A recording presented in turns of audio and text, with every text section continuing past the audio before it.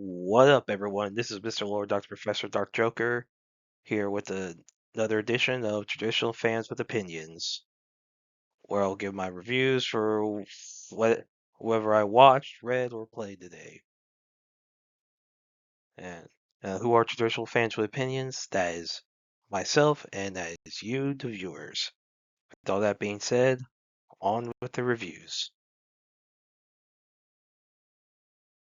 Liar Game, episode 17. So in this episode, Akiyama has recruited guy with long hair and a guy with the bandana from the night team to like defend.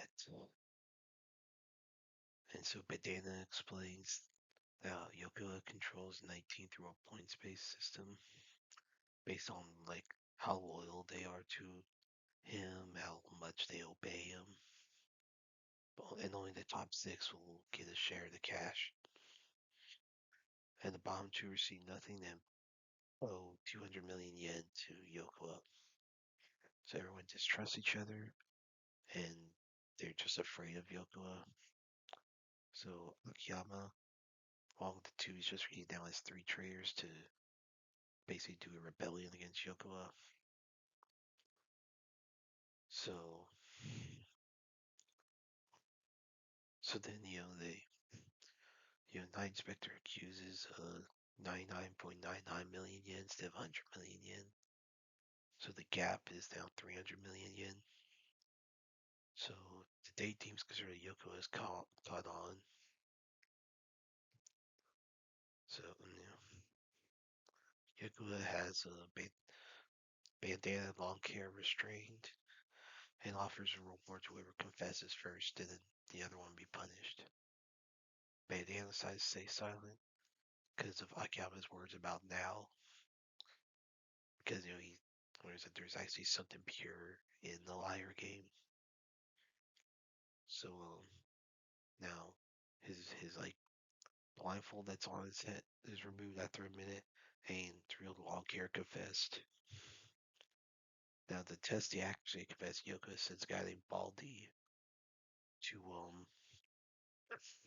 see if Akiyama does the same method of recruiting traders. And then Baldy confirms Akiyama's plan, and Yoko has a counter plan as for and demands that Bandana redeem himself by tricking Akiyama. So yeah, that's gonna be hell. Like we're getting close to the end of the game. See, I thought it was a good episode. Like it focused on the betrayals and all that. Like all the side characters are getting some good screen time. So yeah, I like this one. Looking forward to the next one. What's the Dragon Season 3, Episode 6. So in this episode, so then Sir Christian's army is ambushed by some Tully troops who are playing dead. When Roderick and Oscar arrive, Christian demands a duel. There's 3 that he offers to fight at once. Well, on the books there's 3 offers to fight at once, but then he's killed by Red Rod Rivers. In this show, Allison Blackwood just shoots him in. Allison Blackwood, she's one of the 2 major, I guess, female characters that are not dragon riders that do some fighting in the books in this story. And Allison Blackwood does become important later on, especially in the aftermath of the war, like in the book. So anyway, so Aegon, Laris, and Tylan, they want to flee to Essos. Tylan wants Aegon to go absolutely rock. And now based on the books, I think they're heading to Dragonstone, where Sunfire will return. Now, Bela arrives at the Vale, and Reyna tries to sneak out of her cave to see her, and she's unable to see Bela. Jane learns about that and tells her that went against their deal and tells her she does that again, basically it'll be her last time. Now Bayla's, obviously sad. I think Alan tries to get Corliss Velaryon to send troops to help in King's Landing because the City Watch isn't doing their job because they're not getting paid. And Alan, after that, talks to Bayla, and they kiss after their discussion. Now, in the books, they do get married. Like some point after the war, they do get married in the books. Now, in Harrenhal, Alice Rivera shows Aemon a hidden case of 5 dragon eggs laid by Dreamfire when Rhaena Targaryen went there. And Alice says that she and Aemon can rule Harrenhal together. And I guess they kiss, start a relationship. They'll eventually have a kid. And so in the books, in 132 AC, Alice rules Harrenhal as like a witch queen. And the king's regents tried to deal with Alice. The Winter Fever stops him, but a messenger who was like a captive of Alice claimed to have seen a dragon in Harrenhal. So one of these eggs would be that dragon. Now Daemon, since there's someone trying to kill City Watchmen, and yeah, City Watchers, a lot of them are deserting because they're not getting paid. Daemon disguises themselves as City Watchmen and kills a sailor. The guy says they're not. They're many. There's a possibility of faceless men being involved, especially since the title of the episode's Faceless Men. Now, when small folk are making their petitions to Rhaenyra promises that you know the Valyrians will help. The small folk, what are you gonna do? Rhaenyra cuts herself on the throne, which people who see that, it seems like an omen that she's not worthy of the throne. Now Rhaenyra sends assassins to Tumbleton, and them disguising as envoys from House Baratheon. Now Gwaine Hightower, who had arrived, he kills the assassins and saves Ormond and Daeron. Now Hugh Hammer sneaks into home to try to see his wife Cat, but she refuses to leave family. That's gonna backfire pretty soon. People know what happens. All happens at Tumbleton. Um. So with Alicent and Helena being caught, Rhaenyra has them confined, and Helena gets like her mental state already is deteriorating. I mean, she gets pretty bad. I mean, the books, because both of her sons get killed, like pretty brutally. Like she'll in the book, she either jumps out the window or gets pushed. I think she jumps. And Alicent sees Helena had dreamed of Aemon at Harrenhal, and so Rhaenyra, she agrees to free Alicent and Helena if Alicent goes to Harrenhal with the soldier and kills Aemon. Since if she sends a full troop, Aemon may flee. Because Aemon's not on Vhagar. Vhagar's separate, doing her own thing. Now, Corlys does eventually send men to King's Landing, but he's captured by John Roxton's Ormond's lieutenant, setting up Corlys like joining the Greens. Although in the books he joins the Greens largely to try to get peace. Like he doesn't really have any he's not like, let's say, against the Blacklist since he wants to kill them all. He largely just wants peace in the realm in the books. Now we'll see how all that goes. Like Tumbleton's either next week or the week after. I think it's next week. Like I think the first battle of Tumbleton, if they're only doing one, they'll merge both. But the first one will definitely be shown next week. You'll see the betrayal. Um, and then I think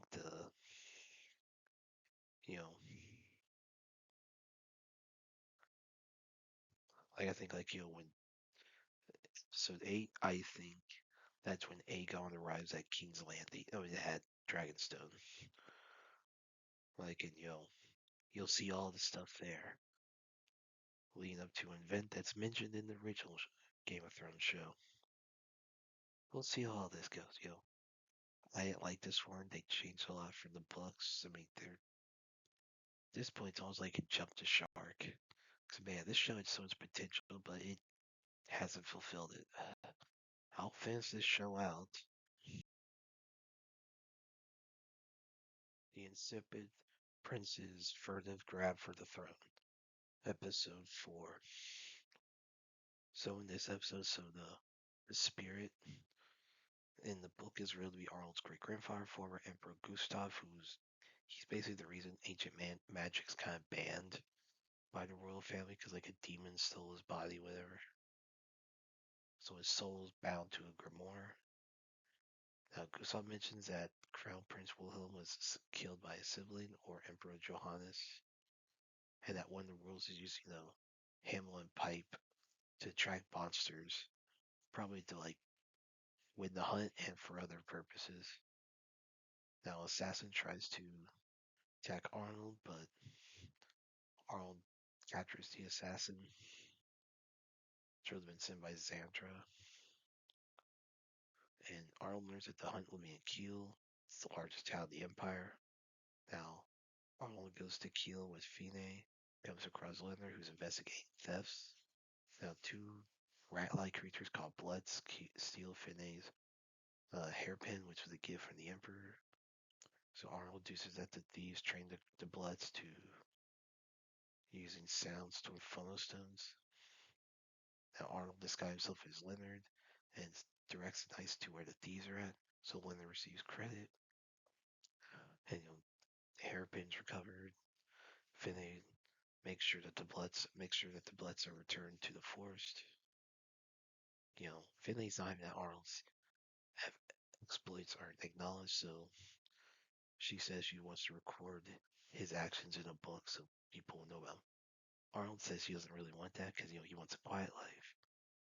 See, I like this episode. That was freaking funny. Like Finney getting so she gets the last is this guy herself as a regular person. I mean, Arnold says she won't draw much attention that way. Fair, because her face would be recognized as a royal. I mean, her outfit would still draw attention. Like it was freaking funny. The Bloods like basically like how they like tried to steal it. It was freaking funny. Everyone's watching it. He had Leonard in. Oh, we like, crap. What do we do? There's some things we can't like, basically because they can't just reach into the dresses and grab the rats for reasons. I thought it was funny. But yeah, I thought it was a good episode. Looking forward to the next one. Avatar Aang, The Last Airbender. So this is like a sequel movie to like the show. It takes place like 13 years after the end of the 100-Year War. So Republic cities are even established, unfortunately. Now Aang explores an abandoned air temples, ambushed by a group called Denied. This group of non-benders are trying to find a staff belongs to someone named Sonam. So, you know, Aang warns like say more Katara about what happened. Now Katara at that point is I guess the representative. Now, if I recall in the Legend of Korra, Sokka was the representative for the Southern Water Tribe. Now maybe Katara's holding it now, then Sokka becomes it later. Maybe that's what happens. I don't know. Or yeah. So, you know, basically, eventually, Aang starts consulting avatars for who Sonam is. One of the avatars you see on that Sonam was an avatar is forgotten who no one can access. Now the Sonam has staff that could channel the power, the energy in the spirit world to give a wielder power. So Aang sends messages to Sokka, Toph, Zuko to rendezvous with him and Katara at the staff's location, which is in Mount Baihu, which is like a bunch of like lion turtles, whoever. So they go there, find a frozen body of an airbender, revealed to be Taga, who says that he was a non-bender that was given airbending through Sonam's staff. So Taga guides a group through the island of the Endless Ocean. They Katara is suspicious about him because of his methods, and they fight the Denied. And Taga first doesn't trust Toph because she's an Earthbender. Because when the Earth Kingdom first became a thing, they attacked Airbenders, and like Taga, a lot of his friends were killed. Basically, he hates the other nations. So, and Aang, tries to fly his staff by using all four elements. Katara confronts Taga, and Taga reveals his intentions are like take over, form like an air nomad empire to take over the world, or whatever, destroy the other nations. So Taga, seemingly kills the other,